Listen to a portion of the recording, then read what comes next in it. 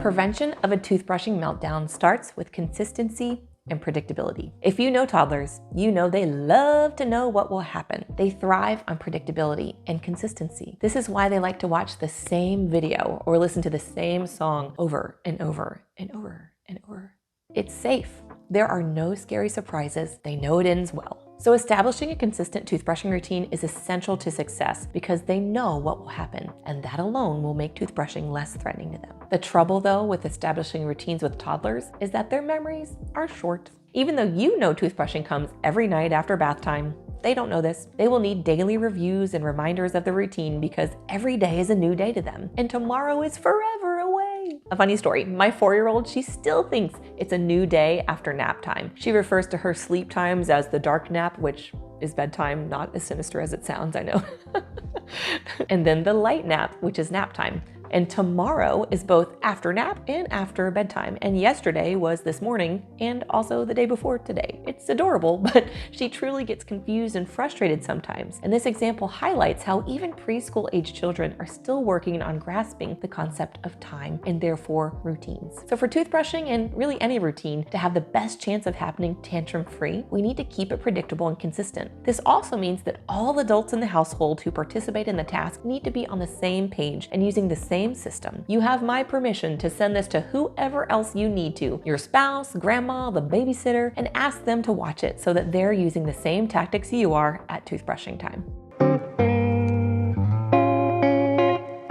I like to help my children understand their routines both verbally and visually. What I mean by verbally is I basically serve as the full-time narrator of their lives. It often looks something like this. Okay guys, in 5 minutes, we're gonna put tablets away, then we're gonna finish our snack, and then we'll go upstairs for rest time. I still do this all the time for almost every transition, and my kids are 6, 4, and 2. Often I use a timer as well that they can physically press to turn on and watch as it counts down, just to help them even more with understanding the transition is coming. Visual schedules are also incredibly helpful in our household, especially for my youngest. I use a visual schedule with images of the routine steps that we place in a pocket folder to make routine tasks like toothbrushing easier for them to follow every day. I've included a sample bedtime or morning schedule that you can print, which you can find in the resources below. This can help them feel in control because they can see the order of the things and even check off the steps. And you can laminate it, or you can use Velcro tabs or dry erase marker if you don't want to go the pocket folder route. But that visual schedule is helpful because it meets their need for consistency and predictability. You want to aim to have toothbrushing occur around the same time, with the same order of surrounding events, with the same people every day. An example schedule might look like this for the evening brushing session: eat dinner, playtime, bath time, brush time, jammies, read a book, and bedtime. You can even break down the steps of toothbrushing into its own mini schedule. Pick a toothbrush, pick toothpaste, put on toothpaste, stand on stool, my turn brushing, spit, grown-up flosses, grown-ups turn brushing, spit, and smile. Now, let's say you've gone through the visual schedule, you've verbally reminded them of the upcoming next step, toothbrushing, and they are still starting to push back. This is where it's important to remain firm in the task, i.e. toothbrushing is non-negotiable and does need to happen. Remember what I said about intermittent reinforcement? If they whine or cry or scream and you sometimes let them get out of toothbrushing, that pretty much guarantees that behavior will be repeated next time. There will be more whining, more crying, more screaming. So what am I saying? That we should just pin them down and brush their teeth even if they're screaming? No. No, no, no, no, no, no, no. Now it's time to bust out my little mnemonic called SMILE. Of course, I'm a dentist, so it's gotta be called SMILE.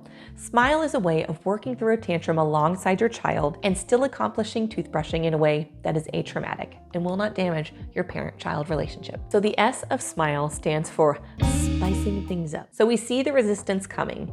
We're gonna make one last ditch effort, keep the toothbrushing tantrum from boiling over. Now, as you can see, I'm a white girl, so my idea of a little spice is pretty bland. So we're gonna be adding some salt to this recipe. You're gonna start with S, silliness. Ask if they wanna brush their teeth like a dinosaur or like an astronaut out in space. You can also ask if they want you to tell a story about chasing sugar bugs on motorcycles or wearing different colored tennis shoes. A fun app or a brushing song like my Toothbud song with Milo can be helpful and fun too. Here's an example, and this is literally how I sound. I use this tactic of storytelling with my kids in toothbrushing, but also in the office as a dentist as I'm helping a child through a procedure that might be challenging for them. And I really do it to this extent. Oh my goodness. I see the sugar bugs running around in there. They are lacing up their tennis shoes so they can run really fast. Okay, let's see if I can catch them. All right. Oh no, this one has on the red shoes today. That means he can jump super far. Yikes, he just went all the way back to your molar. Oh, there we go. Okay, I got him. Oh no, there's one in sparkly shoes. When did those come out? They must be new this spring. Ow, he can fly. He just flew to your front tooth. If you're rolling your eyes right now, I know it can be hard to be silly, but I promise it can help turn a situation around in an instant if you can just let loose a little. Next, we'll go to A. Try asking for help with something small. Give them a sense of purpose by enlisting them to brush a certain tooth that you just can't reach very well, or to pick the best toothpaste flavor for fighting sugar bugs that ate chocolate chip cookies for dinner. They can also help teach their baby sister or their favorite stuffy how to brush. Asking them for help lets them feel in control and empowered. In a similar vein, for L, let them make some small decisions about the task of toothbrushing. This can go a long way to gaining compliance. They don't get to choose whether or not toothbrushing is going to happen, but they can have some say as to how it happens. Let them choose the tools or the location or the order of operations. Do you want to use the buzzy toothbrush or the quiet one? The watermelon toothpaste or the vanilla toothpaste? Do you want to have her turn brushing first, or do you want mommy to go first? Do you want to brush lying in my lap or standing in front of the sink? These choices also help keep them in their upstairs thinking and reasoning brain, like we talked about in a previous module, making it less likely that they will slide down into their downstairs brain where tantrums live. Finally, round out the addition of spice with a little tea. Talk about the next thing that you know they're looking forward to. Sometimes talking about the positive thing that happens next can help them power through the uncomfortable thing that they have to do. I know this works for me. Starbucks after a grocery run? Yes, please. The key here is to not turn this into a bribe, because then you're getting into conditional reinforcement and suddenly you will lose compliance unless you're offering rewards. So to do this right, you've got to cut out the word if. The structure of the sentence is a first or after statement followed by a then statement. It might sound something like this. After we brush your teeth, then we'll go read a book. Do you want to read about space tonight or princesses? You're narrating, telling them again what's going to happen, not bribing them with something new or unusual. You're just highlighting the positive for them with that after statement. Another example would be, first, mommy's going to brush her teeth, then you can brush. What toothpaste are you going to choose for your turn? Ultimately, if none of your spicy tactics work and a full-on tantrum ensues, you remain calm and keep smiling. Metaphorically, of course. No toxic positivity here. Onward to the letter M. M stands for meeting them where they are. When they start to get upset, I want you to crouch down to their level. Remember, they're trying to enter their fight or flight downstairs brain where they feel threatened, and you don't want to seem threatening at all. This helps it feel like you're on the same team, which you are. If you stay regulated and calm, looking them in their eyes with empathy and compassion will help to trigger their mirror neurons to take on your calm demeanor and leave their fight or flight mode behind more easily. Next, invite their feelings into the conversation. They're not happy about brushing their teeth. Maybe they're angry, sad, or frustrated. Maybe it's just Thursday. Whatever the reason, all of those feelings are valid. And sometimes I don't want to brush my teeth either, if I'm being honest. So it can be oh so helpful to name those feelings for them. That way they can either confirm or deny them, and you get a little more information. Either way, it fosters connection and helps the child feel seen and understood by you. And this will also help them to begin to give a name to what they're feeling. This might sound like, I see your face getting red and scrunched up. You're angry and don't want to brush your teeth right now. And then you can even go a step further and validate their feeling and empathize by saying something like I just said earlier. Sometimes I don't want to brush my teeth either. I know. This helps them feel safe with you and seen, which is important regardless of whether or not the tantrum continues or dissipates. L then is for letting them know where the line is, that toothbrushing is happening. Whether the previous steps have quelled the tantrum or not, your job is to hold the line. You calmly but firmly let them know it's time to brush your teeth. They may scream or cry, trying to get you to move that line, especially if in the past it has been moved and they've skipped brushing. Intermittent reinforcement, remember? So this may well be the most challenging step of the program for several days, until the child realizes that the line is now immovable. Don't give up. Gently but firmly, hold the line. Allow yourself some extra time these first few days as you work through the tantrum together before toothbrushing. They may cry and scream, hit, spit, or run away. You will wait and patiently hold the line. You can circle back and validate their feelings again and show empathy, but the line doesn't move. If you need to regulate yourself, you can step out and take some deep breaths, You can tap your shoulders. That's what I like to do. Tag teaming with another adult practicing the same smile formula is also incredibly helpful. Do whatever you need to do to stay calm yourself, because your modeling of self-regulation will help them feel safe and to calm down more quickly. Remember the mirror neurons? They can go both ways. I like to visualize myself as a big swirling whirlpool of calm energy, and I'm trying to suck them into it rather than me getting sucked into their little whirlpool. My whirlpool of calm energy has to be big enough that it can overpower theirs, and it really does help me to visualize it.